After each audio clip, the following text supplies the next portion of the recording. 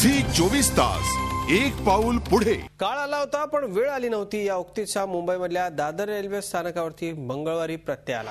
कुर्ल्याला राहणारे अशोक त्रिवेदी पुण्याला जाण्यासाठी दादरला आले। दादरहून त्यांनी धावपळीत पुण्याला जाणारी इंटरसिटी एक्सप्रेस पकडण्याचा प्रयत्न केला, मात्र त्यांचा तोल गेला आणि ते प्लॅटफॉर्म आणि गाडीच्या गॅपमध्ये जाऊन पडले। मात्र शरीराने धष्टपुष्ट असलेले त्रिवेदी खाली ट्रॅकवर न पडता ते गॅपमध्ये अडकले, त्यामुळे तब्बल 30 मीटर ते एक्सप्रेस गाडीबरोबर फरफटत गेले। या दुर्घटनेमुळे ही दुर्घटना पाहणाऱ्या तिथे हजर असलेल्या प्रवाशांच्या काळजाचा ठोका चुकला। पोलिसांनी घटनास्थळी येऊन त्यांना वाचवण्यासाठी शर्थीचे प्रयत्न केले।